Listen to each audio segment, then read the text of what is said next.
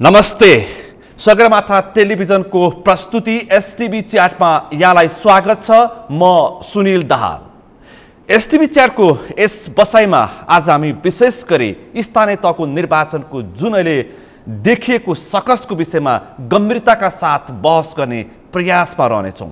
यतिखेर स्थानीय तहको निर्वाचन 1 वर्ष सार्ने विषय तरङ्गित भएको छ। राजनीतिक घटनाक्रममा प्रमुख प्रतिपक्ष वैशाखमा स्थानीय तहको निर्वाचन हुनुपर्छ भन्ने पक्षमा देखिएको छ भने कांग्रेस मौन जस्तै छ भने नेकपा माओवादी केन्द्र र नेकपा एकीकृत समाजवादी किन स्थानीय तहको निर्वाचन सार्ने प्रयत्नमा छन् भन्ने विषय चर्चाको विषय बनेको छ।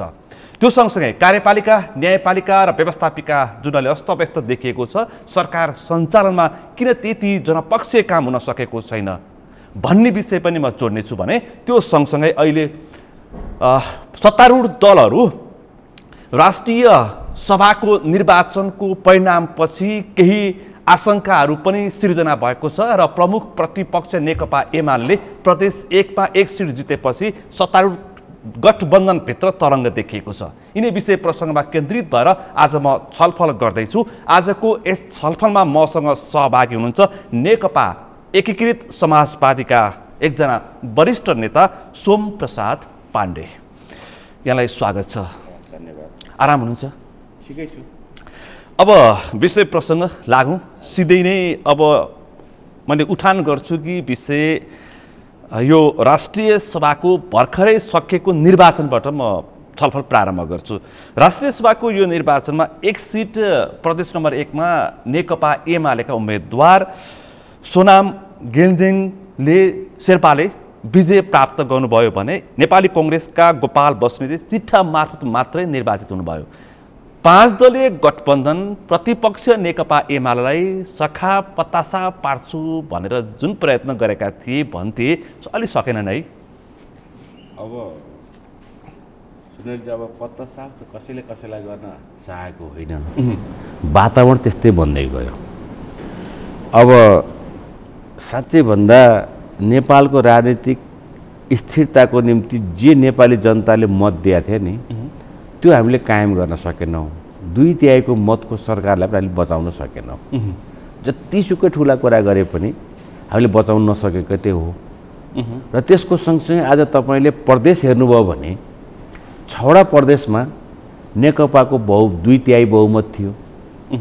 तर त्यो 2/3 बहुमत भएको प्रदेश सरकार पनि गर्लम गुर्लुम ढले, लथालिङ्ग भयो, छिन्न भिन्न भयो। कोही 58 दिन मुख्यमन्त्री, कोही 78 दिन मुख्यमन्त्री, कोही 3 वर्ष मुख्यमन्त्री। यो परिस्थिति निर्माण भएको छ। त्यसैको उपज, त्यसैको चाहिँ सिलसिला यो चाहिँ राष्ट्रिय सभाको निर्वाचन पनि हो। यहाँ पत्ता साफ कसलाई गर्ने कसलाई नगर्ने भन्दा पनि, कसले जित्ने कसले हार्ने भन्दा पनि यो मुलुकले जित्नुपर्ने हो। यो मुलुकको व्यवस्थाले जित्नुपर्ने हो। यो मुलुकको कम्युनिस्ट आन्दोलनले जित्नुपर्ने हो। यो मुलुकको राजनीतिक स्थिरताले जित्नुपर्ने हो। यसमा चाहिँ ठुलो आँच आइराखेको छ। यो 4 वर्ष यता जुन खालको गतिविधि भयो, हामीले जब 2072 आश्विन 3 गते संविधान ल्यायौँ, संविधान ल्याइसकेपछि हामीले यो पहिलो कार्यकाल संविधानको लागू गरेर यसलाई सफल बनाउने, यसको कार्यान्वयनमा चाहिँ पूर्णता दिने काम चाहिँ यो पहिलो फेज हो। यो पहिलो फेजमा ठुलो लथालिङ्ग भयो। मैले भन्दिनँ यहाँ कसको कति कमजोरी, कति बदमासी, कति यसमा चाहिँ हेक्का नपुगेको र कति स्वार्थ लुकेको र कति चाहिँ दम्भ कसको कति चाहिँ म यहाँ भन्दिनँ। तर लथालिङ्ग चाहिँ भएको छ। त्यसकारण चाहिँ मैले थोरै जोड्न खोजेको कुरा के भने अहिले पनि कसैलाई पत्ता साफ गर्ने कुरो भन्दा पनि वातावरण बन्दियो। त्यसका परिस्थिति निर्माण भयो। अनि परिस्थिति निर्माण भइसकेपछि आज 2/3 मतको सरकार आज चाहिँ बहिर्गमन हुनु पर्यो र त्यहाँ अहिले गठबन्धनको सरकार छ। गठबन्धनको सरकार यो बाध्यता हो। यो कुनै रहरको कुरा होइन। आज पार्टीमा विद्रोह भएको छ। यो विद्रोह बाध्यता हो। यो विद्रोह बाध्यता हो। बाध्यता हो। र यो गठबन्धन पनि बाध्यता हो। विद्रोह इगो हो। इगो होइन, यो बाध्यता हो। यो चाहिँ एक खालको चाहिँ परिस्थिति त्यही खाले निर्माण भयो। कम्प्रोमाइज गर्ने कुरा, सहमतिबाट सरकार चलाउने कुरा, सहमतिबाट पार्टी एकतामा चाहिँ जोड दिने कुरा काम भएन। नभइसकेपछि यो विद्रोह भएको। एक पक्ष विधि पद्धतिलाई शर्मा ओलीको अहम दम्भ भन्नुहुन्छ, अर्को पक्ष नेकपा एकीकृत समाजवादीका अध्यक्ष माधव कुमार नेपालको इगो भन्छन्। अर्कोतर्फ जुन नेकपा थियो त्यसमा त्रिपक्षीय लडाईँ थियो, माधव कुमार नेपाल, पुष्पकमल दाहाल प्रचण्ड र केपी शर्मा ओलीको। पुष्पकमल दाहालको सत्ता लोभ थियो, त्यसको उपज आज यो 2/3 सरकार अस्तव्यस्त भयो। 2/3 अथवा नेकपा एमाले टुट फुट गुट हुँदा हुँदै ध्वस्त भयो। अब यसमा चाहिँ दम्भ र चाहिँ कसको कति चाहिँ लोभ लालच हो भन्ने कुरो त आफ्नो ठाउँमा छ। त एउटा कुरा सुनिलजी, सत्तामा जिम्मेवारी लिएको व्यक्तिले लचिलोपन देखाएर सबैलाई समेट्न सक्नुपर्छ। हामीले 75 जेठ 3 गते पार्टी एकता गऱ्यौँ अनि बचाउन सकेनौँ, त्यो पार्टी एकता के अर्थ? अनि हामीलाई के थाहा थिएन कि पुष्पकमल दाहालको शैली स्वभाव, उहाँको चाहिँ क्षमता योग्यता अनि उहाँले गरेका चाहिँ हिजोको राजनीतिक देशप्रति गरेको समर्पण हामीलाई थाहा छैन? थाहा छ नि त, थियो नि त। केपी ओली र पुष्पकमलको दाहालको कुरा गर्नुभयो भने मुखामुख पनि हुन्थेन विगतमा, तर एकता भयो। तर एकता भएपछि हामी केमा खुसी थियौँ? अब एकता जोगिन्छ र नेपालको कम्युनिस्ट आन्दोलन अगाडि बढ्छ भन्नेमा हामी खुसी थियौँ। एकता जोगाउने जिम्मेवारी चाहिँ केपी शर्मा ओली अलि बढी भए पनि प्रमुख कुरो त माधव कुमार नेपाल, प्रमुख कुरो त पुष्पकमल दाहाल प्रचण्ड, वामदेव गौतम र झलनाथको पनि हो नि। होइन, बिल्कुल हो, यसमा चाहिँ दुई मत छैन। तर पहिलो भूमिका भनेको त मुख्य मान्छेकै हुन्छ त। तपाईँ घरको मुलीको कुरा गर्नुभयो भने घर बिग्रिनुमा मुली खराब भयो भनेदेखि अथवा मुलीको कमजोरी भयो भने उसले काम गर्न नसके खण्डमा त घरमा त ठुलो एउटा विद्रोह हुनसक्छ। मान्छे छोराहरू छुट्टिने, छोराहरूले चाहिँ बाउसँग अथवा चाहिँ ठुलो कन्फ्रन्टेसन एकदम पुरा झगडा गर्ने खालको बन्न सक्छ। प्रमुख कुरो त मुलीकै कुरा हेर्नुहोस् है। हामीले यसलाई चाहिँ यो शाश्वत सत्य कुरा हो। जो प्रमुख व्यक्ति हुन्छ, जसले चाहिँ जिम्मेवारी लिएको हुन्छ, उसको पहिलो हात हो। अरूको पनि हात हुन्छ। फेरि अरूलाई मैले कोही सबै पुरै चाहिँ अरू कोही कुनै उसको चाहिँ भूमिका हुन्न, प्रमुखको मात्रै भन्दैन। तर 75% भन्दा बढी, 70% भन्दा बढी चाहिँ मुलीकै प्रमुख हात हुन्छ।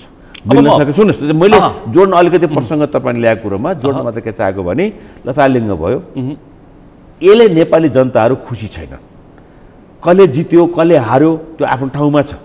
तर हाम्रो अस्थिरता राजनीतिक रूपमा चाहिँ हामीले जसरी चाहिँ 72 सालमा ल्याएको संविधानको पहिलो कार्यान्वयनको फेजमा हामीले यो लथालिङ्ग भएको चाहिँ जुन अवस्था छ नि, त्यो लथालिङ्गले चाहिँ भन्नुभएको छ भाषणमा चाहिँ अब सर्वोत्कृष्ट काम गरेको पनि भन्नुभएको छ, सबै कुरा आफूलाई।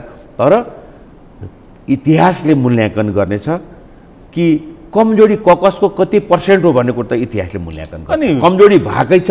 त्यही कारणले आज तपाईँले भन्नुभयो राष्ट्रिय सभाको निर्वाचन आइपुग्दाखेरि तपाईँ हेर्नुभयो भनेदेखि आज नेकपा एमालेको 8वटा सिटबाट एउटा सिटमा झऱ्यो। बहादुरी अत्यन्तै, यसलाई चाहिँ गौरवको कुरा, अत्यन्तै जितको कुरा भएको छ। डङ्का पिटिएको छ, स्वाभाविक हो नि। त्यो स्वाभाविक होइन हो भन्दाखेरि तपाईले चाहिँ मैले भन्न खोजेको यत्रो गुम्दाखेरि कति गुम्यो भन्नुस् न। 5 दलीय गठबन्धन गुमेको विषयमा हैन, म आउँछु त्यसमा पनि। सबै एकातिर, केपी ओलीको पार्टी नेकपा एमाले एकातिर। स्वाभाविक यो प्रदेश नम्बर 1 मा 1 सिट राष्ट्रिय सभाको लागि त उहाँको लागि त महाविजय हो। होइन, विजय भयो, ठिक छ। त्यसमा चाहिँ हामीले केही एकजना नेपाली कांग्रेसका एउटा चाहिँ टेक्निकल कुराहरू, राष्ट्रिय सभाका सदस्य गोपाल बस्नेत चिट्ठामा जित्नु भयो। लगभग 2 सिटको नजिक त नेकपा होइन। यसलाई ठुलो महान कुरा नगरौँ, यसै ठुलो चर्चाको विषय बनाउनु पर्ने केही जरुरी छैन। कति हार्यौँ भने पनि मूल्याङ्कन गरौँ न त। हामी कहाँ पुग्यौँ त्यसका ठिक छ, जित्यो एउटा चाहिँ। अब अर्को कुरा हेर्नु छ भने मेरो प्रदेश भनेको लुम्बिनी प्रदेश हो। लुम्बिनी प्रदेशमा कति भोट बढ्यो? नेकपा एमालेबाट हामीलाई कति भोट आयो? 24 भोट आयो। अनि तपाईँले त्यसलाई के भन्नुहुन्छ? हाम्रो राजेन्द्र गैरीको चाहिँ भोट सङ्ख्या गर्दाखेरि हामी चाहिँ 24 भोटभन्दा बढी जित्यौँ। प्रदेश 5 लुम्बिनीमा 24 भोट क्रस भयो त्यहाँ। यो के हो भन्दाखेरि चाहिँ यस्तो खालको एक खालको राजनीतिक रूपमा चाहिँ मान्छेहरूको यसलाई चाहिँ अस्थिरता र चाहिँ त्यो क्रस गर्ने, यसलाई चाहिँ भनेको ठाउँमा अथवा चाहिँ आफूले तोकिएको भन्दा पनि अरू खालको गर्ने चर्चा किन उठाएको भन्दा राष्ट्रिय सभाको 1 सिटको विजयको विषयमा के थियो भने अब तपाईँले प्रदेश नम्बर 1 मा चाहिँ अलि बलियो 6वटा प्रदेशको तुलनामा बलियो हो। हामीले त सोचेका थियौँ जयन्ती राईको नेकपा एकीकृत समाजवादी उठेको उम्मेदवारको पनि कमी हुन्छ कि तर बढी आयो त्यहाँ फेरि। तपाईँ भोट हेर्नुहोस् त्यहाँ यदि त्यत्तिकै भोट थियो भनेदेखि चाहिँ उहाँहरूले जित्न नहुने हो। तर के थियो गुरु बराललाई पनि धेरै भोट आयो के सङ्ख्याको रूपमा चाहिँ अलिकति थोरै मात्रै फरक थियो त्यो क्रस भएको छ। क्रस के हो भन्दाखेरि चाहिँ यही अस्थिरताको उपज हो। खुसी हुनुपर्ने केही जोरी छैन। यसले एकदमै मैले जिते पक्ष विपक्ष कोही पनि छैन। मैले भन्न खोजेको प्रशिक्षित भोट पनि क्रस हुँदो रहेछ जस्तो लुम्बिनीमा पनि भयो अरू ठाउँमा पनि भएको छ भनेदेखि यसमा के रह्यो भोलिको आम निर्वाचनमा यसको असर के भन्ने चाहिँ अब हाम्रो चाहिँ यो चाहिँ जुन उम्मेदवारलाई चाहिँ गरेका थियौँ अब कहाँबाट थाहा छैन है। तर चाहिँ केही थोरै भोट कम भयो र चाहिँ अब उहाँले जित्नुभयो। जितेकोमा चाहिँ हामीले अब त्यसलाई स्वीकार्छौँ कुरै भएन। त्यसका यसलाई त्यति धेरै चाहिँ ठुलो महान विषय जितको विषय र मैले चाहिँ के न गरेँ भनेर एकदम यसले चाहिँ डङ्का पिट्ने पुरा चाहिँ एकदम पुरा आफूलाई चाहिँ हर्षोल्लास गर्न पर्ने केही जोरी चाहिँ छैन। मैले भन्न खोजेको यो प्रशिक्षित भोट हो। यो दीक्षित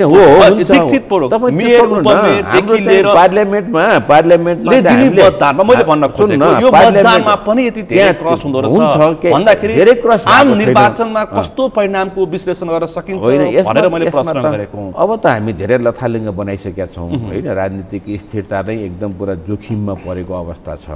सम्हाल्नु पर्छ यसलाई चाहिँ जसरी पनि फेरि चाहिँ ठिक ठाउँमा ल्याउनै पर्छ।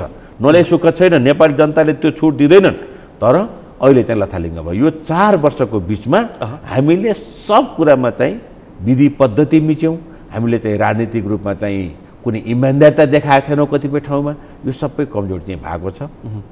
त्यसले गर्दाखेरि विधि पद्धति मिच्यौँ भन्दाखेरि बाँडफाँडमा अथवा निहित स्वार्थमा विधि पद्धति होइन। निहित स्वार्थमा होइन। हामी यदि विधि पद्धतिबाट चल्ने भने कसैले कुनै औलो ठडाउन सक्दैन। यदि हामी चाहिँ नेताहरूमा चाहिँ त्यो खालको चाहिँ लालच देखियो भने जनताले चाहिँ आवाज उठाएर सडकबाट त्यो नेतालाई ठिक गर्छ। तर विधि पद्धतिमा हामी गयौँ भनेदेखि कसैले पनि कुनै रोकआउट हुन सक्दैन। तर हामी सबै माथिबाट मिच्दै गएपछि पब्लिक पनि अब त्यो खालको एउटा सेन्टिमेन्टमा जान्छ, एउटा पक्ष लिन्छ। त्यसकारण चाहिँ कमजोरी भएको छ। म आउँछु क्रमिक रूपमा तपाईँसँग छलफल गर्छु। प्रारम्भ मैले राष्ट्रिय सभाको निर्वाचनबाट गरेँ। वैशाखमा निर्वाचन अब लगभग नहुने स्थितिमा पुगेको हो। अहिले चाहिँ भएको छैन। तपाईँ सम्भवतः आज पनि समाजवादीको एकजना वरिष्ठ नेता हुनुहुन्छ।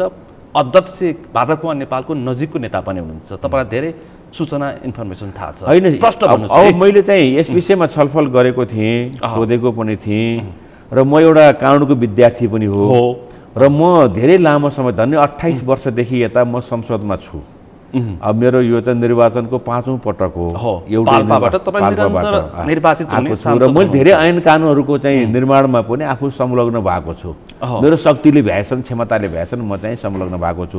अब चाहिँ पाल्पाली जनताले मलाई संविधान लेख्नको निम्ति पनि संविधान सभाको सदस्य बनाएर त्यसमा पनि अझै म कानुनको विद्यार्थी भएको कारणले म ड्राफ्ट कमिटीमा चाहिँ बसेको थिएँ। यसरी चाहिँ मैले काम गर्दै आएको हुँ। अहिले अलिकति के देखियो भन्दाखेरि चाहिँ अब यस्तो हुन्छ फेरि विगतमा पनि हामीले शिक्षा ऐनमा संविधानसँग बाजिएको कुराहरू चाहिँ अन्तरिम संविधानको 2047 को संविधानको यी सबै कुराहरू हामीले चाहिँ विगतमा पनि यसको अनुभव गर्दै आएको हो। म लामो समयदेखि संसदीय अभ्यासमा रहेको र चाहिँ पार्लियामेन्ट मेम्बर बुझेको जनप्रतिनिधि। त्यसकारण चाहिँ अब मैले चाहिँ अब बुझेको जति सकेको छु प्रयत्न गरेर त्यसलाई चाहिँ मैले चाहिँ तपाईँसँग मैले छलफल गर्न खोजेको तपाईँले राजनीति बुझ्नुहुन्छ, तपाईँले कानुन बुझ्नुहुन्छ, तपाईँले अर्थ राजनीति पनि बुझ्नुहुन्छ। अर्थ राजनीति बुझ्छु मैले। लामो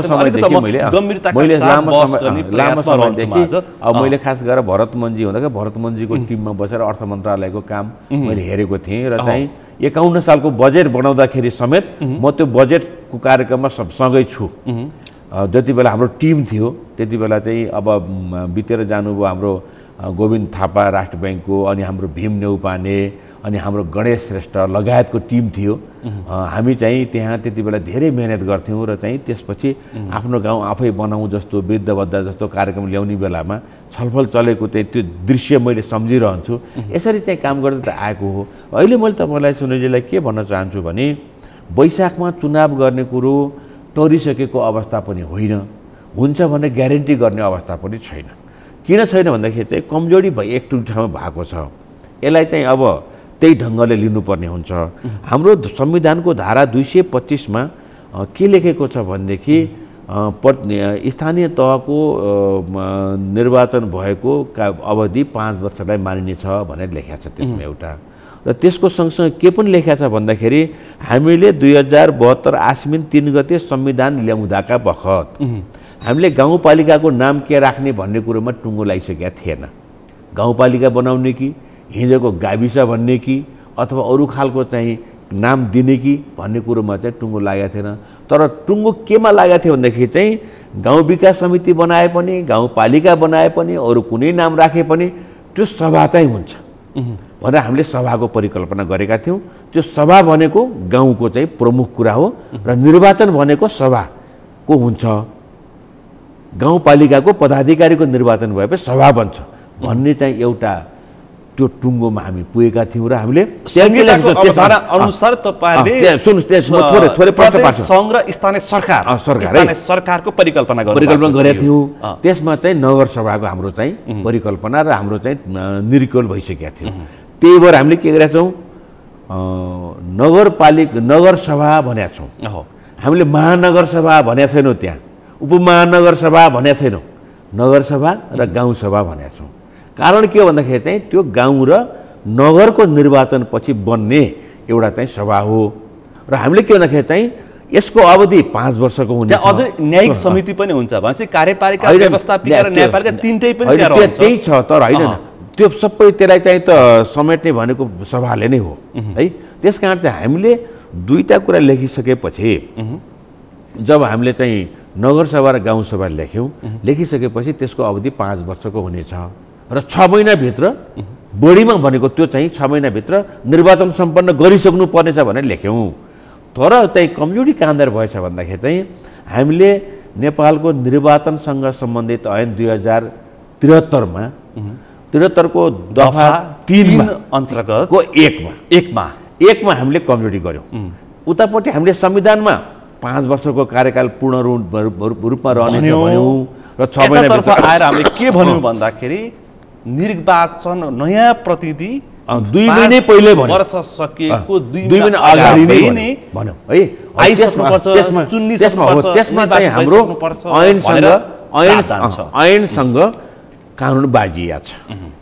र हाम्रो प्र्याक्टिस के हो भनेदेखि चाहिँ अथवा संसारको प्र्याक्टिस के हो भने संविधानसँग बाजिएका कुरालाई ऐनमा राखिन हुँदैन, संविधानसँग बाजिने ऐन बनाउन हुँदैन। त्यो बनेको खण्डमा पनि त्यसलाई संशोधन वा खारेज गर्नुपर्छ भन्ने हाम्रो प्र्याक्टिस। अहिलेको पेचिलो विषय पनि यही नै हो। त्यसकारण चाहिँ अब यसले चाहिँ के छ भने हाम्रो संविधानको धारा तपाईँले हेर्नुभयो भने धारा 15 को 6, 16 को 6, 20 को 5 र धारा 225 यी कुराहरू आकर्षित हुन्छन् अहिलेको निर्वाचनको निम्ति र स्थानीय तह, प्रदेश तह अथवा स्थानीय तहको चाहिँ चुनावको निम्ति। र हाम्रो ऐनको चाहिँ नेपालको निर्वाचनसँग सम्बन्धित ऐन 2073 को दफा 3 देखि 6-8 तपाईँ हेर्दै जानुभयो भने त्यसभित्र केही संविधानसँग बाजिएको कुरा आइसकेपछि अहिले मैले भन्न खोजेको कानुन र संविधान, कानुन र निर्वाचन ऐनमा बाजियो। त्यसले गर्दाखेरि चाहिँ अब तपाईहरुको भूमिका, तपाईहरुको भनाइ छ। तर मैले भन्न खोजे तर यही समयमा जब वैशाख वरिपरि आउन लागिसके पछाडि किन यो इस्युलाई निकाल्यो, विशेष गरी नेकपा माओवादी केन्द्र, म तपाईलाई जोड्छु प्रश्न हुने गरी, त्यसपछि नेकपा एकीकृत समाजवादीले यो विषयलाई किन उठायो भन्नेहरू त भन्छन् कि विगतमा जस्तै तिनै तहको निर्वाचन वैशाखमा पनि सम्भव छ, त्यसरी गर्दाखेरि टन्टै साफ भन्नेहरू पनि छन्। तर यो विषय यतिखेर उठाउनुको कारण र कारक र यसको निहित स्वार्थ भनेको दुवै पार्टीको साङ्गठनिक संरचना अस्तव्यस्त छ, धरातल कमजोर छ, पार्टी फुटेको अवस्था छ, भोलि निर्वाचन परिणाम बिजोग आउने अवस्था छ, त्यसकारण तर्सेका हुन् भनेर विश्लेषण गरेर तर्क गर्ने र आशंका गर्नेहरू हाबी हुँदै गएका छन्। होइन, अब यस्तो छ, त्यसो तर्क गर्ने ठाउँ चाहिँ अब जसलाई तर्क गर्नलाई अब आफ्ना चाहिँ महत्त्व राख्नेलाई चाहिँ कसैलाई वञ्चित त गर्न सकिँदैन। तर यथार्थमा के हो भनेदेखि कानुनलाई परिमार्जन अथवा संशोधन वा खारिजी नगरिकन अब म त भन्ने गर्छु नेपाल त्यो के अरे निर्वाचनसँग सम्बन्धित ऐन 2073 को दफा 3 को 1 खारिजै गर्नुपर्छ। त्यो त खारिज गर्नुपर्छ किनकि संविधानसँग त्यो मेल खाँदैन। त्यसपछि अरू दफाहरूमा संशोधन गर्नुपर्छ अनि बल्ल चाहिँ हामीले निर्वाचन सम्पन्न गर्नुपर्छ। सधैँ हामी त्यो चाहिँ कन्ट्राडिक्सन रह्यो भने हामीले चाहिँ कसरी यो अर्को कुरा फेरि अर्को कुरा के आएको भन्दाखेरि तपाईँले वैशाखको कुरा गर्दाखेरि एउटा अर्को कुरो छ फेरि। अब के छ भने हामीले 2074 सालमा वैशाख 1 गते पहिलो निर्वाचन गर्यौँ स्थानीय तहको। दोस्रो हामी असारको चाहिँ 14 गते गरेका छौँ। त्यसपछि असोजको हामी 2 गते हामीले गरेका छौँ। अब यहाँ 5 वर्षको अवधि भने कसलाई मान्ने? अब यहाँनिर पनि प्रश्न खडा भएको छ।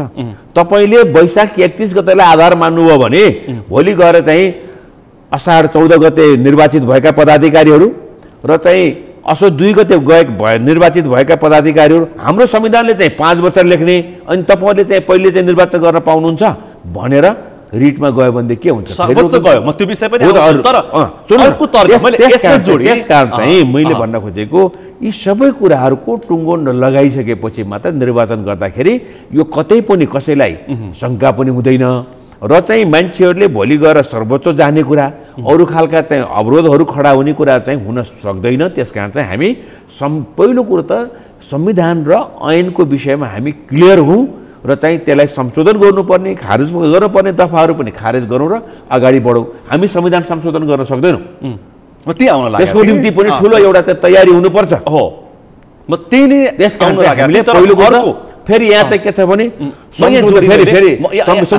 संविधान असंशोधनीय विषय होइन। त्यो कुनै एउटा चाहिँ धार्मिक ग्रन्थ कुनै चाहिँ एकदम पुरा दफावार लेखिएको कुराहरू गीता बाइबल होइन। तर के हुन्छ भन्दाखेरि चाहिँ यो विषय चाहिँ त्यो जटिलतामा छैन। यो विषय चाहिँ के हो भने संविधानसँग कानुन सम्बद्ध भएन अथवा चाहिँ हाम्रो ऐन चाहिँ त्यो कानुन के अरे संविधानलाई त्यो स्पिड पक्राउन सकेन भन्ने कुरा मात्रै हो। त्यस कारण चाहिँ त्यही भएर अलिकति प्रश्न मैले राखेको वैशाखको चुनावको निम्ति यो कसैले लिङ्गरिङ गरेको, कसैको चाहिँ जनाधार कमजोर देखिएर, कसैको सांगठनिक पार्टीको सांगठनिक काम चाहिँ एकदम धरातलमा कमजोरी अवस्था रहेको भएर यो होइन। यो चाहिँ मात्रै के हो भने नेपालको संविधान हामीले जो 72 आश्विन 3 गते ल्यायौँ त्यो संविधान त्यसको पहिलो फेजमा छौँ हामी चाहिँ त्यसको कार्यान्वयनको पूर्ण कार्यान्वयन भइसकेको छ तर पहिलो फेजमा भएको हामी चाहिँ चलिरहेका छौँ। यसलाई चाहिँ कतिपय त्यस्तो खालको अप्ठ्यारोहरू सुधार गर्न पर्ने हुन्छ। म यहाँ उदाहरण दिन्छु, हिजो हामीले बनाएको संविधानमा आज नागरिकता ऐन आएको छ नि, त्यो नागरिकता ऐन किन आएको भन्दाखेरि चाहिँ हामीले बनाएको संविधानको स्पिड अनुसार हुन सकेन भनेर संशोधन आएको छ नागरिकता ऐनमा।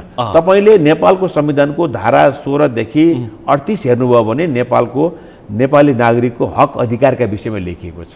त्यसमा कतिपय विषयहरू मौलिक अधिकारको विषयमा हामीले संविधानमा के लेख्यौँ भन्दाखेरि चाहिँ हाम्रो संविधान निर्माण भइसकेको 3 वर्षभित्र यसभित्र बनाउनु पर्ने सम्पूर्ण आवश्यक कानुनहरूको निर्माण गर्ने भनेर लेख्यौँ। लेख्दाखेरि चाहिँ हामी कानुन पनि बनायौँ तर कतिपय ठाउँमा चाहिँ ल्याप्सेस भयो, अलिकति कमजोरी भएर संशोधन गर्नु पक्कै पनि संविधानका मसौदाका डाक्टर बाबु भट्टराईले लगभग 215 स्थानमा छिद्र समस्या छ भनेर बारम्बार भन्दै आउनु भएको छ। हामीले चाहिँ पहिलो फेजमा छौँ। अब तपाईँ हेर्नुभयो भने भारतमा 1949 मा त्यहाँको चाहिँ संविधान बन्यो अहिलेसम्म। त्यसपछि त्यो मात्रै होइन 10 वर्षभित्र बल्ल लागू भयो त्यो त्यहाँको। हामीले त डे 1 देखि लागू गऱ्यौँ र हाम्रो संविधान पनि कस्तो हो भन्दाखेरि चाहिँ जसले जेसुकै भने पनि हामीले नेपालको संविधान सभाले 91% त्यहाँको चाहिँ संविधान सभाका सदस्यले हस्ताक्षर गरेर ध्वनिको कुनै सङ्केत होइन हस्ताक्षर गरेर यो संविधान बनाएको भनेपछि ठुलो चाहिँ सङ्ख्यामा समर्थन भएको चाहिँ कमै हुन्छ।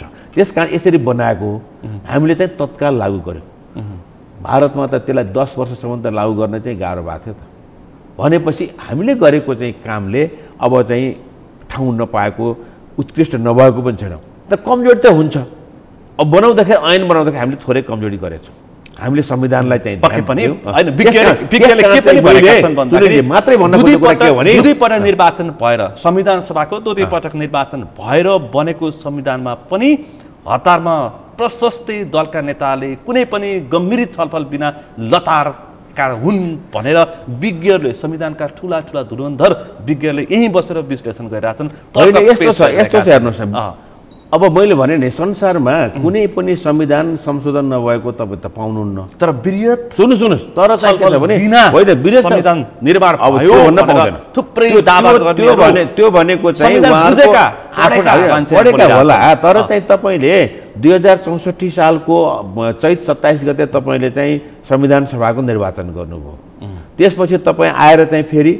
2070 सालको त्यसपछि त्यो बिचमा चाहिँ अलिकति हामीले चाहिँ होमवर्क गऱ्यौँ लगभग 80% त त्यति बेलाको चाहिँ संविधान सभाले धेरै कुराहरू वर्कआउट गरिसकेको थियो फेरि हामी त्यसपछि कहाँ आयौँ फेरि अर्को संविधान सभाको निर्वाचन नगरी नहुने अवस्था आइसकेपछि हामी फेरि 70 सालको मक्सिर महिनामा अर्को निर्वाचन गऱ्यौँ र अनि हामीले संविधान बनाएका छौँ छलफल भएन यस विषयमा राय परामर्श भएन यस विषयमा चाहिँ खोजी नीति भएन यस विषयमा हामीले चाहिँ राष्ट्रिय अन्तर्राष्ट्रिय त्यहाँका चाहिँ अनुभवहरू ल्याएनौँ भनेको चाहिँ होइन किन म स्वयं त्यो ठाउँमा छु धेरै नेताहरू कुन देशमा कुन खालको परिस्थिति छ र हाम्रो के परिस्थिति छ भनेर धेरै छलफल गरेपछि मात्रै यो संविधान चाहिँ फाइनलमा पुगेको यो कसैले भनेर तर फेरि के हुन्छ थाहा छ संविधान बनाएर चाहिँ हो विज्ञ भन्नु होला तर विज्ञहरूलाई मेरो के अनुरोध छ भन्दाखेरि त्यो मेरो विज्ञहरूलाई अब त्यो 8-10% चाहिँ 3-4% 5-7% चाहिँ विज्ञहरू साथीहरूको चाहिँ असहमति थियो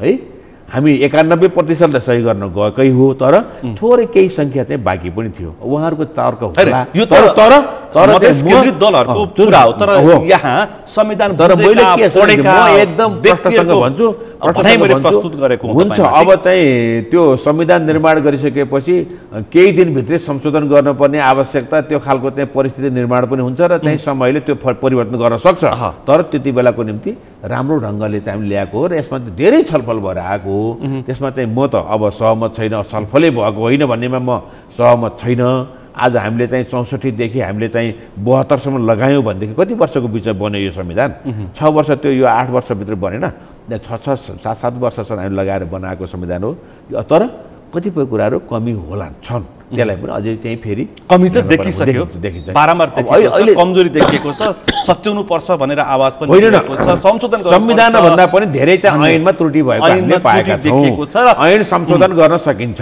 त्यसको निम्ति आउँछु यो विषय थुप्रै विषय प्रसङ्ग छ तपाईँ सत्तारूढ दलको एउटा नेता हुनुहुन्छ त्यो सँगसँगै एकीकृत समाजवादीको जिम्मेवार ठाउँमा हुनुहुन्छ अब यो अघि हामीले एउटा प्रसङ्ग उठाएका थियौँ 5 वर्षको निर्वाचन समय अवधि 3 तहमा गर्दाखेरि विगतमा जस्तै यो निर्वाचित भएर आइसकेपछि एउटा जनप्रतिनिधिको समय 5 वर्ष पुग्ने अर्कोको नपुग्ने 6 महिना ग्याप हुन सक्ने जुन हामीले विश्लेषण तर्कहरू गरिरहेका छौँ व्याख्या गरिरहेका छौँ तर यसो गर्दा हुन्छ नि भनिएर अमेरिकन मोडलको राष्ट्रपति निर्वाचन प्रणालीको पनि दृष्टान्त यहाँ पेश गर्दैछन् केही विज्ञहरूले एउटा निर्वाचित भएर आइसकेपछि वेटिङ हुन्छ उसको कार्यकाल सकेपछि अर्को निर्वाचित नयाँ जनप्रतिनिधिले कार्यभार सम्हाल्छ यसरी जाँदाखेरि अहिलेको यो विषय जुन अहिले जटिलका साथ उठेको अहिले 5 दलीय गठबन्धनले ऐन कानुन नै हातमा लियो देउवाको काँधमा बसेर माओवादी र एकीकृत समाजवादी खेल्न खोज्दैछन् निर्वाचनमा जान डराइरहेका छन् यिनीहरूले जनमत पाउँदैनन् भनेर तपाईँहरूमाथि अनेक किसिमका यो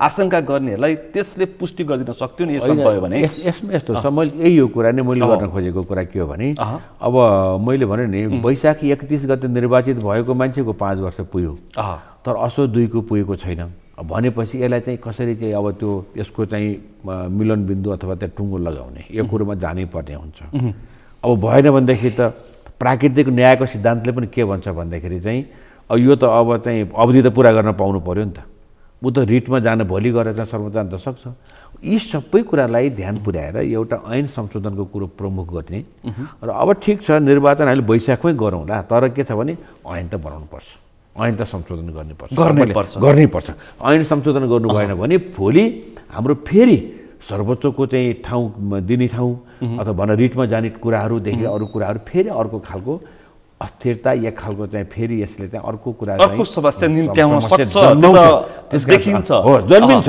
तर मैले भन्न खोजेको मैले भन्न खोजेँ 3 तहको निर्वाचन सक्दाखेरि 3 तह गर्दाखेरि पहिलो तह जुन वैशाखमा भएको थियो विगतमा त्यो निर्वाचित हुन्छ, अर्को निर्वाचित उसको कार्यकाल समाप्त भइसकेपछि वेटिङ हुन्छ, त्यसपछि कार्यकाल सकिएपछि ऊ पदभार ग्रहण गर्न सक्छ। यो तर्कलाई हामीले यहाँ बहस गरेर हामी यहाँ छलफल गरेर कुनै एउटा चाहिँ सेमिनार गोष्ठी गरेर हुँदैन, त्यसलाई चाहिँ ऐन त बनाउनु पर्यो नि त। ऐन चाहिँ बनाउनु पर्छ। तपाईँले कानुन नबनाइकन यस्तो गर्नुभयो भने त्यो एउटा समझदारीको भरमा यी कुरा हुन सक्दैनन्। यी कानुन बेस संविधान बेसका चाहिँ विषय हुन्। भोलि हामीले चित्त नबुझेको मान्छेलाई कुनैले गएर सर्वोच्चमा रिटमा जाँदाखेरि रोक्न सक्दैनौँ। त्यसकारण यी सबै टुङ्गो लगाउनु पर्यो। चुनाव गरौँ ठिक छ, तर कानुन चाहिँ संशोधन गर्नु। अर्को आशंका गर्नेहरूले यस्तो आशंका गरेका छन् कि 17 वर्ष अगाडि हालका प्रधानमन्त्री शेरबहादुर देउवाले स्थानीय तहको निर्वाचन गर्न नसकेपछि 17 वर्ष स्थानीय तह कसको हातमा पुग्यो? कर्मचारीको हातमा पुग्यो। राजनीतिक संयन्त्र बनाइयो, बाँडीचुडी खाइयो, देशको कर ट्याक्स घर घरमा पुग्यो, राज्यको कोषमा पुगेन भनेर जो एक थरीके तर्क गरिरहेका छन्, आशंका गरिरहेका छन्, त्यसको पुनरावृत्तिको अर्को प्रयासको स्वरूप हो यो प्रयास। त्यो बिल्कुल गलत कुरा हो। त्यो परिस्थिति र यो परिस्थिति फरक छ। हिजो हामी संवैधानिक राजतन्त्रको अधीनमा रहेर हामीले बहुदलीय व्यवस्थाको चाहिँ परिकल्पना गरेर चाहिँ त्यो व्यवस्था सञ्चालन गरेका थियौँ, त्यसका सहभागी थियौँ। अब त्यो अवस्था छैन यो मुलुकमा। सङ्घीय लोकतान्त्रिक गणतन्त्र आइसकेको छ र नेपाली जनताले संविधान सभा मार्फत समाजवासन पुग्ने लक्ष्यका साथ संविधान निर्माण गरिसकेका छन्। यो जनताले गरेको निर्माण संविधान हो यो। त्यसकारण चाहिँ अब त्यो अवस्था छैन। यसमा कसैको शङ्कालाई कोही जोरी छैन। यसमा चाहिँ यो चाहिँ मनगणन्ती कुरा हुनसक्छ। अब शङ्का गर्ने ठाउँ शङ्काको अधिकार सबैलाई दिन सकिन्छ, तर रियालिटीमा त्यो हुन सक्छ। तर प्रमुख प्रतिपक्ष के भन्छ भन्दाखेरि प्रमुख प्रतिपक्ष राष्ट्रपतिको समय सकिन लागेको छ, उपराष्ट्रपतिको समय सकिन लागेको छ, सबै समय सकिएर घर्किसकेपछि यहाँ 5 दलीय गठबन्धनले अर्को तानाशाह निम्त्याएर निरन्तर सत्तामा बस्ने षड्यन्त्रको यो पुलिन्दा हो भनेर तर्क गरेर अब यसलाई स्थापित गर्न खोज्दैछ। अब यसलाई चाहिँ अब तानाशाह र अर्को कुरो त म भन्दिनँ केही पनि यहाँ यस विषयमा। को तानाशाह भएर चाहिँ यो अवस्था देउवालाई गुमराहमा राखेर को तानाशाह भयो, को चाहिँ एकदम अधिनायकवादी बन्यो, सत्तामा खेल्दैछन् भनेर यस्तो किसिमको थुप्रै आशंकाहरू आइरहेका छन्। यो कुरो म यहाँ चाहिँ उठाउन चाहन्न। को अधिनायकवादी बन्यो, को एकदम पुरा आफ्नो चाहिँ मेरो गोरुको 12 टक्का भनेर चाहिँ सारा चाहिँ आफ्नो संयन्त्रलाई चाहिँ नछोड्ने अरू राजनीतिक पार्टी अरू पार्टीका साथीहरू पनि कोही आफ्ना हुँदै होइनन्। यिनलाई चाहिँ ठेगान लगाएर किनारा लगाएर छोड्नुपर्छ भने मैले कसले गर्यो म भन्दिनँ। यो सबै जनताको बिचमा राजनीतिक रूपमा सचेत नागरिकहरूले यो कुरो मूल्याङ्कन गरिसकेका छ। म बोल्दिनँ। तर अहिलेको सवालमा के हो भनेदेखि तपाईँले विगतको 58 सालको जुन उदाहरण दिनुभयो त्यससँग यो कुनै तादात्म्यता रहँदैन र चाहिँ यो अहिले चाहिँ त्यसरी लम्बिँदा पनि लम्बिन्न। तर कानुन संशोधन नगरिकन चुनाव गर्न पनि गाह्रो छ, चुनाव गर्न पनि हुँदैन। तर चुनाव गर्नको निम्ति हामीले बरु कानुनलाई फास्ट ट्र्याकमा लैजान सक्छौँ। हामी गर्न सक्छौँ, छिटो गर्न सक्छौँ, वैशाखमै गरौँ हामी। यो सुन्नुहोस्, एउटा कुरा तपाईँलाई के प्रश्न पार्छु भन्दाखेरि चाहिँ अहिलेको गठबन्धनले चाहे त्यो पुष्पकमल दाहालको होस्, चाहे माधव कुमार नेपालको होस्, चाहे उपेन्द्र यादवको होस्, चाहे बाबुराम भट्टराई होस्, चाहे चाहिँ शेरबहादुर देउवा होस्, चाहे जनमोर्चाको चाहिँ अब चाहिँ दुर्गा पौडेल अथवा चाहिँ मोहन विक्रम सिंह होस्, कसैको पनि चाहना यसलाई लिङ्गरिङ गर्ने र हाम्रो सङ्गठन बलियो भएको छैन, त्यसकारण चाहिँ चुनाव सार्ने भन्ने उद्देश्यले होइन। कानुनी रूपमा भएको त्रुटिलाई हटाएर मात्रै भोलि आउने समस्यालाई, भोलि आउने अप्ठ्यारोलाई चाहिँ पहिले समाधान गरौँ भन्ने मात्रै उद्देश्यले यो चाहिँ भएको चुनाव चाहिँ सार्ने छैन। बिल्कुल गलत छैन। गलत प्रक्रिया प्रारम्भ गर्ने गलत नियति तपाईहरुसँग छैन। त्यो होइन। यसमा चाहिँ सबैलाई म चाहिँ आश्वस्त हुन, यसमा चाहिँ विश्वास गर्न पनि अनुरोध गर्छु। किनकि चाहिँ हामी पनि जिम्मेवार हौँ। किन म आउँछु तपाईँ आज गठबन्धन चाहिँ बाध्यता भयो। गठबन्धनको प्रक्रिया स्वभाव, अहिले गठबन्धनको उपलब्धि पनि म सरकारको उपलब्धि पनि म चर्चा गर्ने गर्छु म पक्कै पनि। अहिले जुन किसिमको किन आशंका अलिक बढी गरियो भन्दाखेरि कहिले स्थानीय तहको निर्वाचन नगर्ने, त्यो अगाडि नै प्रदेश प्रतिनिधि सभा र प्रदेशको निर्वाचन गर्ने, अर्ली इलेक्सनको कुरा आयो।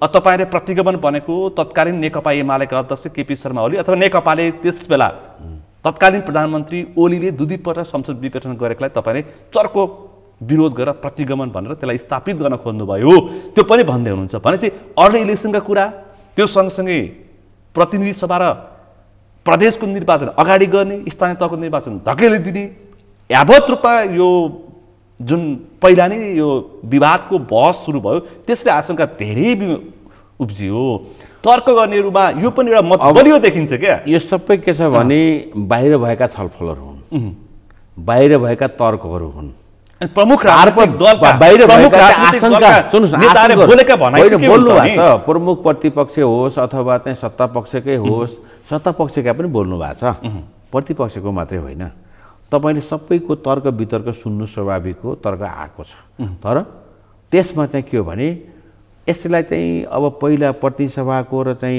प्रदेशको गरेर अनि त्यसपछि अनि स्थानीय गर्ने कुराहरू अथवा चाहिँ एकैचोटि गर्ने कुराहरू तिनै तहको निर्वाचन एकै गर्ने एकैपटक माधव कुमार नेपालको अहिले सबभन्दा बढी जोड भनेको आर्थिक भार कोरोना कर तीन तहको निर्वाचन एकैपटक हो त माधव कुमार यो चाहिँ के छ भने परिस्थिति त अप्ठ्यारो छ तपाईले चाहिँ उत्तर प्रदेशको के अरे यो चाहिँ बङ्गालको चाहिँ चुनावको कुरा सुनेको थिएँ क्या मैले चाहिँ बङ्गालको चुनाव प्रदेशको चुनाव भयो बङ्गाल राज्यको त्यति बेला 1600 मान्छे त कोरोनाले मात्रै मरे भन्ने चाहिँ आएको थियो क्या त्यति बेला चाहिँ अहिलेको यो कोरोनाको कर त्यति डरलाग्दो छैन पनि त्यो आफ्नो ठाउँमा छ त्यसमा आफ्नो ठाउँमा छ अब त्यसमा चाहिँ अब कोरोना कति कहर कति कडा कति कमजोर भनेको त्यो त यो चाहिँ एउटा विज्ञानको विषय भयो त्यो एउटा हेल्थ मतलब चाहिँ त्यो मेडिकल साइन्सको कुरा भयो यो विषयमा त्यस्तो तर पनि के छ भने मात्रै मैले केमा चाहिँ अब स्पष्ट पार्न चाहन्छु भने हाम्रो नेताहरूले कुनै बहानामा चुनाव सार्ने वा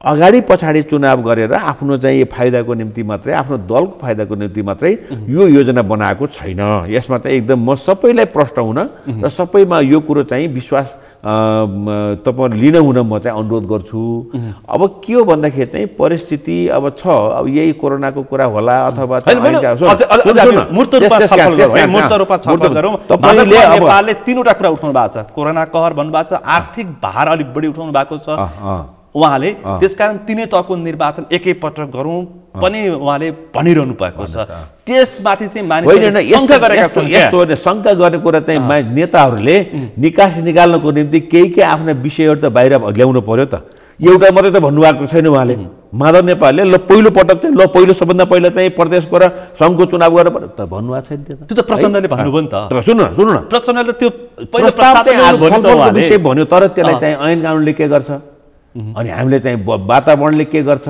यी पनि छन् नि सँगसँगै त्यसकारण चाहिँ प्रस्ताव नेताहरूले बोल्ने छलफलमा ल्याउने कुरो चाहिँ त्यो एउटा स्वाभाविक प्रक्रियामा आउने कुरा हो तर चाहिँ त्यसलाई कार्यक्रमको रूपमा अथवा त्यसलाई टुङ्गो लगाउने गरी चाहिँ केही आएको छैन छलफल हुँदैछ मैले त मेरो त सोझो कुरा के हो भने पहिला चाहिँ स्थानीय तहको निर्वाचनसँग सम्बन्धित ऐनलाई संशोधन गरौँ त्यसपछि सकौँ सकेसम्म चाहिँ वैशाखमा हुन्छ भने वैशाखमै गरौँ सकिन्छ भनेदेखि त्यसो ठुलो कुरा होइन तर बाजिने गरी भोलि गएर वैशाखमा चुनाव गर्दाखेरि असो 2 गते निर्वाचित भएको पदाधिकारीले भोलि रिटमा जाने वातावरण नबनोस् त्यो टुङ्गो लगाएपछि गरौँ प्राकृतिक न्यायको सिद्धान्तले पनि के भन्छ यस्तो खालको चाहिँ असम्मानजनक त्यो चाहिँ व्यवहार अथवा ऐन बन्नुहुन्न भन्ने त भनेको छ नि त भनेपछि यी सबै कुराले गर्दाखेरि चाहिँ ढिलो भएको त्यसकारण चाहिँ नेताहरूले गरेका कुराहरू राखेका प्रस्तावहरू छलफलका विषयहरू कतिपय पस्किनुहुन्छ नेताहरूले चाहिँ नेताहरूबाट आउने नेताले पस्किनुहुन्छ नेताहरूले प्रस्ताव पनि ल्याउनुहुन्छ प्रस्तावहरू आएको कुरालाई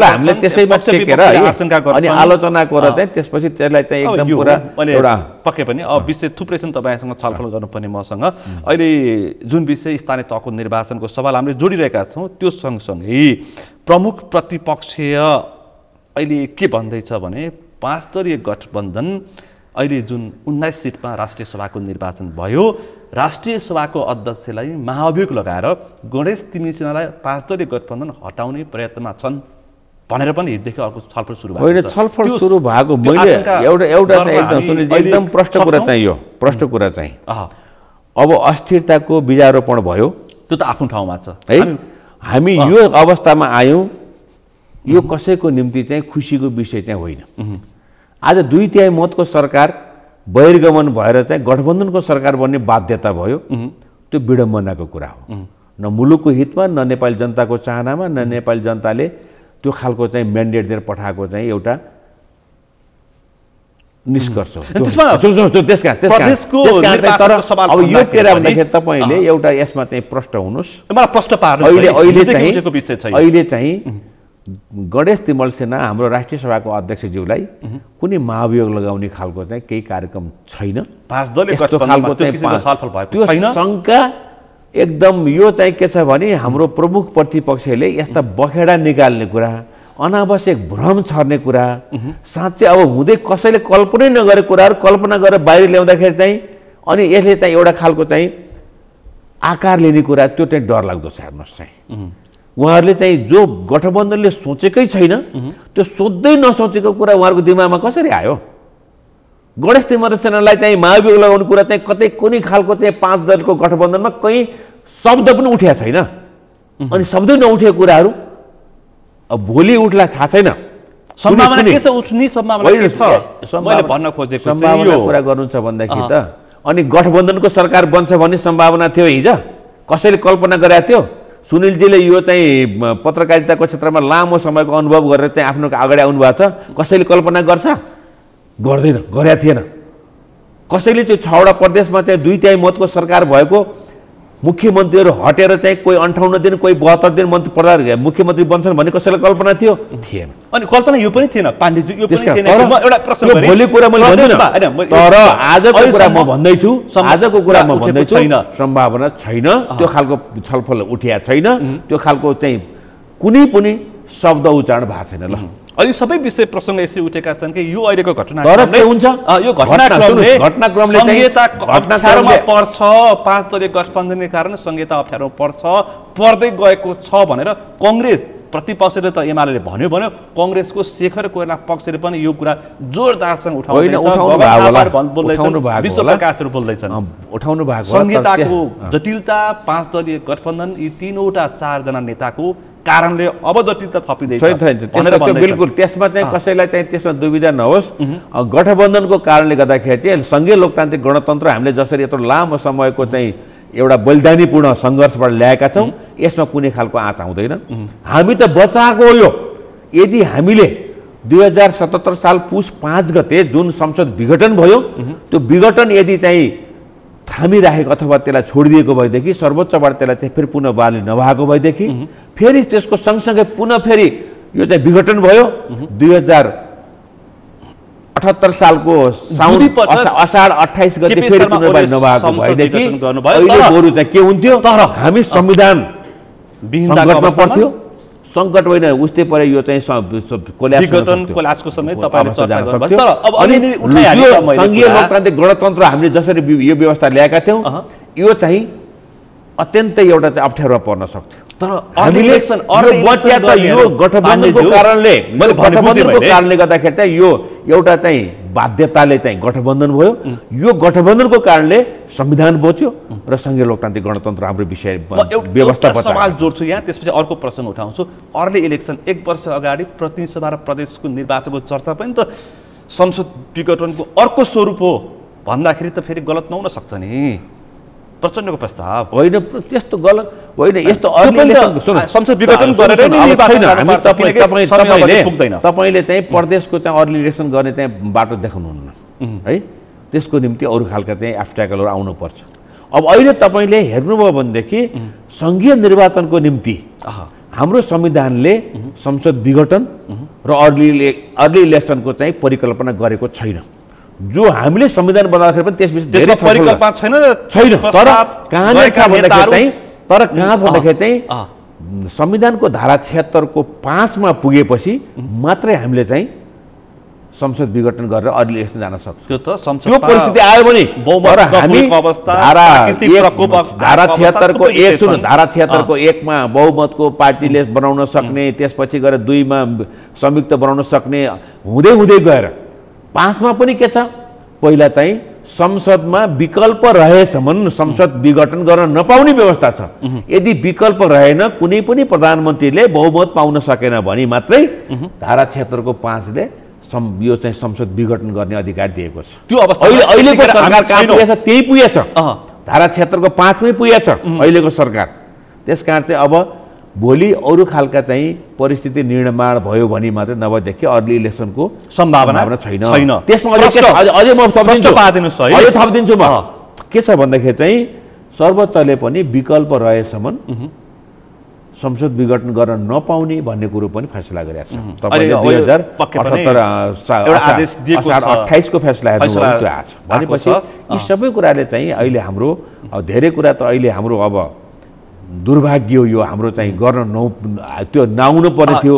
सर्वोच्चबाट हामी चाहिँ टुङ्गो लगाउन ठाउँमा पुग्यौँ फेरि स्थानीय तहको निर्वाचन फेरि सर्वोच्चमा जाने चर्चा स्वाभाविक एउटा कुरा चाहिँ लेखेर राख्नुहोस्। मलाई लागेको कुरा यदि हामीले वैशाखमा यो ऐन संशोधन नगरिकन नेपाल सरकारले निर्वाचनको निर्णय गर्दाका बखत एउटै खालको नीति बनाएन भने आश्विन 2 गते निर्वाचित भएका 74 आश्विन 2 गते निर्वाचित भएका पदाधिकारी सर्वोच्च जान्छ मेरो लागेको छ। त्यस कारण त्यो पनि रोकेर मात्रै हामीले वैशाखमै निर्वाचन गर्यौँ भने जेठमै निर्वाचन गर्यौँ भने पनि असोजमा गरौँला अथवा चाहिँ अर्को चैतमा गरौँला। तर त्यो त्यसरी कुनै पनि भोलिका दिनमा कुनै पनि निर्वाचित पदाधिकारीहरू सर्वोच्च नजाने गरी हामीले चाहिँ ऐन निर्माण गर्नु पर्यो। यस्तो पनि छ सर्वोच्च गए पनि सर्वोच्च नै अस्तव्यस्त छ। प्रधान न्यायाधीशसँग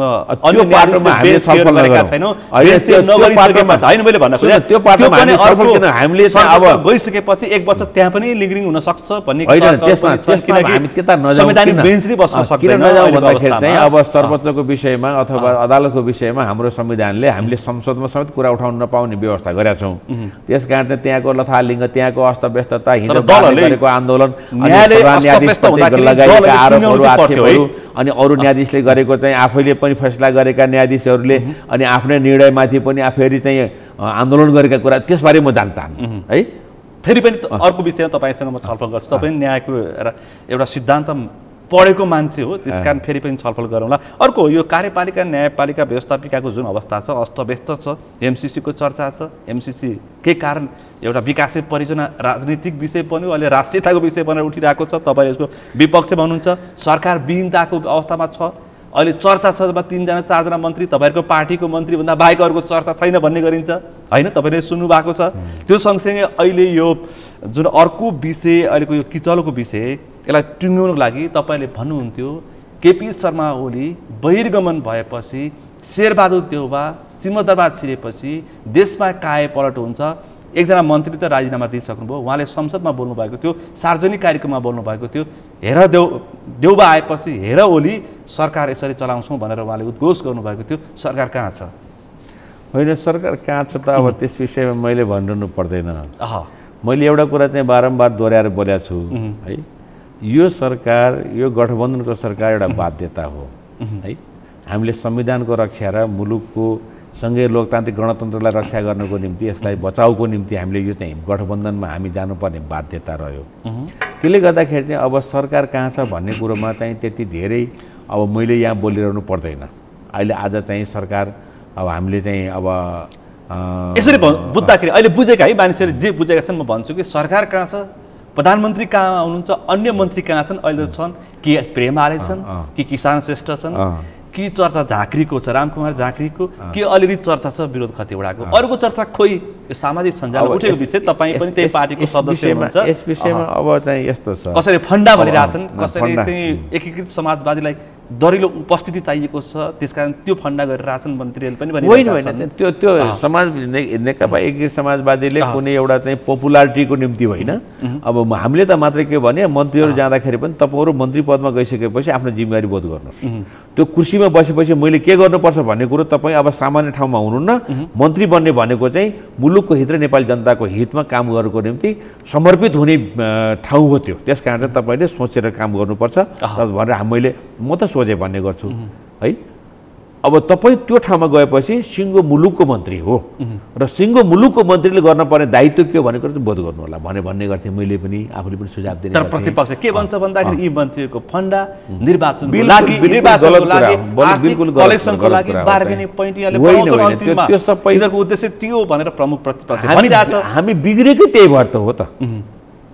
हामीले अलिकति राम्रो कसैले गर्यो त्यसलाई देख्न नसक्ने त्यसलाई चाहिँ हामीले स्वीकार नसक्ने सबभन्दा दुर्भाग्य नै यही हो मुलुकको।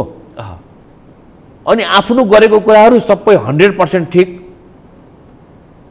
अनि तपाईँले हेर्नुहोस् राजदरबारमा नारायणहिटी दरबारमा अनि 6 आना जग्गाको चाहिँ प्रस्ताव हुन्छ, 14 रोपनी जग्गा दिइन्छ। त्यो के चाहिँ उचित हो? त्यो त फन्डा हो।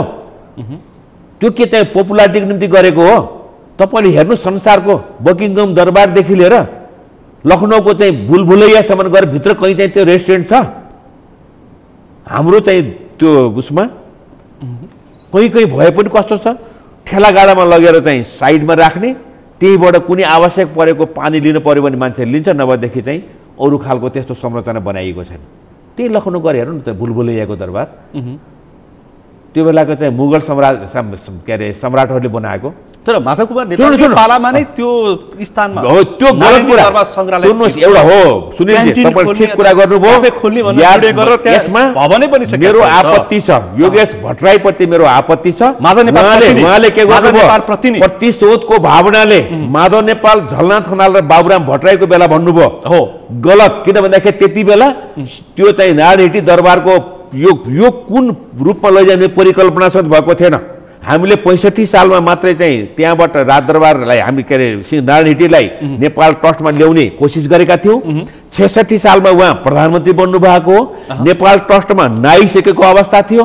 त्यति बेला संरचना बनाउने नबनाउने भन्ने कुरामा माधव नेपाल त त्यो चाहिँ गणतन्त्र स्मारक बनेको छ नि त्यहाँ, त्यो पनि नबनाउने पक्ष हुनुहुन्थ्यो। तर माधव नेपालकै दबावमा प्रभावमा परेर गणतन्त्र पार्क बनेको भनेर अर्को एकदम गलत कुरा चाहिँ माधव नेपालले जहिले पनि विरोध गर्नुभएको थियो। गणतन्त्र पार्क बनाउने कुरोमा चाहिँ दरबारभित्र नबनाऊ, यसको निम्ति बाहिर बनाउनु पर्छ भनेर उहाँले बाहिर शिलान्यास गर्नुभएको थियो। रत्न पार्कमा पनि उहाँले शिलान्यास गर्नु, अरू ठाउँ पनि उहाँले भन्नुभएको थियो। तर गलत कुरा के भन्दाखेरि चाहिँ एउटा व्यक्तिलाई अपमान गर्नको निम्ति, एउटा व्यक्तिलाई उसको तेजोवध गर्नको निम्ति, उसको व्यक्तिगत रूपमा चाहिँ गरेका सबै कामलाई नामेट गर्नको निम्ति यो गलत गरेका छ।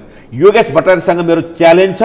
योगेश भट्टराईले जुन नाम लिनुभयो, योगेश भट्टराईलाई योगेश भट्टराई बनाउनुको निम्ति पनि माधव नेपालको पनि ठुलो भूमिका छ। हुन त पोलिटिक्समा आफैले गर्ने हो, तर पनि अलिकति त्यसको साइड सपोर्ट चाहिँ हुनुपर्छ। त्यत्रो सपोर्ट गरेको मान्छेलाई आरोप लगाउनु भएको छ। जुन बेला माधव नेपाल प्रधानमन्त्री हुँदाखेरि नारायणहिटी राजदरबारलाई के गर्ने भन्ने विषयमा कुनै टुङ्गो लागेको थिएन। त्यो नेपाल ट्रस्टको रूपमा चाहिँ सम्पूर्ण सम्पत्ति आइसकेका पनि थिएन। त्यहाँ न अरू स्तम्भ बनाउने कुरा, न त्यो रेस्टुरेन्ट राख्ने कुरा, न कुरा त्यो बनेकै होइन। तर त्यो गलत कुरा गर्नुभएको छ। म ठाडो खण्डन गर्छु यसमा। सम्पूर्णलाई चाहिँ यस विषयमा चाहिँ खोजी पनि गर्नुहोस्। एउटा माधव नेपालले आज चाहिँ पार्टी विभाजनको यो विद्रोहको कुरा गर्दाखेरि चाहिँ भयो होला आफ्ना खालका ठाउँमा छ, तर यस्ता गलत उहाँप्रति आरोप लगाउने हुन्न। उहाँको बेलामा यो कुनै परिकल्पनासँग भएको थिएन। भवन बनाउने कुरा गर्नुहुन्छ न झलनाथको बेलामा। कसको पालामा भएको त? तर अहिले बोलिरहेका छन् 74 सालको सरकार बन्यो। 74 सालको सरकार बनिसकेपछि त्यो परिकल्पना भयो। लेखिएको के छ थाहा छ? 6 आना जग्गा निजलाई सो ठाउँमा के अरे सामान्य रेस्टुरेन्ट बनाउनुको निम्ति दिने भनेर चाहिँ निर्णय भयो। पक्कै पनि पाण्डेज्यू 6 आना योगेश भट्टराई र तपाईलाई म सँगै राखेर फेरि बहस गराउँछु। यो विषय अहिले निकै पेचिलो बनेको छ, आम नागरिकको चासो बनेको छ। म बस्न जरुरी छैन, म कसैसँग बस्न जरुरी छैन। म दावाका साथ भन्छु, रेकर्ड छ माधव नेपालको बेलामा यो भवन निर्माण गर्ने कुरा अथवा रेस्टुरेन्ट बतासलाई 5-6 वर्षपछि चाहिँ यो रेस्टुरेन्ट चलाउन दिने भनेर माधव नेपालको बेलामा भवन बनेको छैन। नचाहिने कुरा गरेर हुन्छ, यतिको आरोप लगाएर हुन्छ। मान्छेलाई चाहिँ यतिकै चाहिँ तेजोवध गरिदिने मान्छेको पूर्व पर्यटन मन्त्रीले बोलेको कुरामा पनि सत्यता छैन। अब देखाउनुहोस्, प्रमाण देखाउनुहोस् कुन मितिमा कुन खालको निर्णय भएको छ। नारायणहिटी राजदरबारभित्र कुनै संरचना बनाउने कुरा, कुनै त्यसलाई चाहिँ अगाडि बढाउने कुरामा चाहिँ कुनै खालको मैले भने नि त गणतन्त्र स्तम्भ समेत उहाँको विरोध थियो, भित्र बनाउनु न भन्ने कुरा चाहिँ। आज नयाँ तपाईले कुरा खुलासा गर्नुभयो। त्यसकारण चाहिँ भन्नेहरूले यो गलत कुरा हो। यो गलत नारायणहिटी दरबार संग्रहालय भित्र बनाउनु पर्छ भनेर प्रस्ताव गरे माधव नेपालले चाहिँ। म नजिकबाट चिन्छु माधव नेपाललाई। यो देशको कम्युनिस्ट नाता पनि पर्नुहुन्छ उहाँ। कम्युनिस्ट आन्दोलन अगाडि बढाउने सवालमा जुन खालको भूमिका उहाँको छ। जब 50 सालमा मदन भण्डारीको हत्या भयो, हत्या भइसकेपछि जनताको बौद्धले जनवाद हाम्रो चाहिँ कार्यक्रमको रूपमा आएको थियो। यसलाई चाहिँ आत्मसात गर्ने मान्छे को छ भनेर खोज्दाखेरि माधव नेपाल दोस्रो व्यक्ति हुनुहुन्थ्यो मदन भण्डारीको सहयोगी 15 वर्ष महासचिव भएर नेपालको कम्युनिस्ट आन्दोलनलाई एउटा लोकतान्त्रिककरण गर्ने कुरा लोकतन्त्रमा रूपान्तरित गरेर अनि नेपाली जनतालाई चाहिँ कम्युनिस्ट पार्टीमा आबद्ध गर्ने काम हेर्नुभयो भनेदेखि 6 लाख पार्टी सदस्य त माधव नेपालको बेलामा छ अनि तपाईले भोट हेर्नुभयो भने समयको अन्तिम चरणमा छु अन्तिममा भन्दै अन्तिममा एउटा ठूलो भूमिका छ चाहे त्यो शान्ति प्रक्रियामा ल्याउने कुरा होस् चाहे त यो गणतन्त्र स्थापना गर्ने कुरा होस् यी सबै काममा भूमिका भएको मान्छेलाई एउटा सानो चाहिँ बतासलाई दिने कुरा गर्नुहुन्छ अहिलेसम्म निष्कलङ्क निस्वार्थ कुनै खालको चाहिँ लालच नभएको नेतामा गरिनुहुन्छ माधव कुमार नेपाल तर चित्त सानो भएको नेताको रूपमा पनि उहाँले व्याख्या गरिन्छ सानो कुरा हुन्छ चाहिँ त्यस्तो भएदेखि चाहिँ उहाँले चाहेको भएदेखि चाहिँ कति आर्थिक लाभ गर्नुभएको छैन भने खैर म अन्तिममा छु समय अलिकति पक्कै पनि पाण्डेज्यू म अन्तिममा छु अन्तिममा एउटा मलाई छोटो जवाफ दिनुहोस् कि क्याबिनेट मिनिस्टरले एकजना व्यक्ति हत्याको विषय उठाउँदाखेरि किन कोही बोल्दैनन् गठबन्धन अन्तिममा है यो कतिको जायज नाजायज आफ्नो ठाउँमा छ किन सरकार बोल्दैन सत्ता बोल्दैन गठबन्धन होइन बोलिरहेछ त्यसको त प्रक्रिया हुन्छ त्यसमा तपाईँले चाहिँ मैले यहाँ आएर तपाईँको टेलिभिजनबाट फलानु हत्याएर त्यसलाई चाहिँ तुरुन्तै समातेर पक्रेर चाहिँ लगेर जेल हाल्नुपर्छ सेन्ट्रल जेलमा किन नपुर्याएको भन्यो भनेदेखि चाहिँ त्यो चाहिँ के चाहिँ त्यसले प्रक्रिया अगाडि बढ्न सक्छ प्रक्रियामा यो विषय टुङ्गिन्छ यस्तो यसमा चाहिँ के छ भने सरकारले कुनै पनि यस्ता खालका अपराधी व्यक्तिहरूलाई है निरपराधीलाई कुनै सजाय दिँदैन र चाहिँ अपराधीलाई सजाय दिनुबाट बाँकी पनि राख्दैन क्याबिनेट मिनिस्टरले एउटा व्यक्ति हत्याको सार्वजनिक उद्घोष गर्दाखेरि हत्याको कुरा छैन अब मन्त्री भयो त्यसको निम्ति चाहिँ केही प्रक्रिया सुरु भएको छ कहीँ निवेदन परेको पनि मैले सुनेको छु त्यस विषयमा सरकारले त खोजी नगर्ने कुरा हुँदै हुन्छ कानुन रूपमा टुङ्गिन्छ हस् त निकै थुप्रै विषय प्रसङ्गमा कुराकानी गरौँ यो छलफलमा सहभागिता जनाइदिनु भएकोमा आभार व्यक्त गर्न चाहन्छु धन्यवाद आज हामीले विशेष गरी स्थानीय तहको निर्वाचनमा अलिक धेरै गहिरिएर छलफल गऱ्यौँ त्यो सँगसँगै सरकारको काम कारबाही त्यो सँगसँगै अहिले उठेका थुप्रै विवादका विषय प्रसङ्गमा केन्द्रित र छलफल गऱ्यौँ आजको छलफलमा मसँग सहभागी हुनुहुन्थ्यो नेकपा एकीकृत समाजवादीका एकजना वरिष्ठ नेता सोम प्रसाद पाण्डे आजको विषय प्रसङ्ग यति नै भोलि अर्को विषय प्रसङ्गका साथ एसटिभी च्याट ल्याउने वाचा गर्दै म सुनिल दाहाल पनि बिदा चाहन्छु सगरमाथा टिभी हेर्दै गर्नुहोला नमस्कार।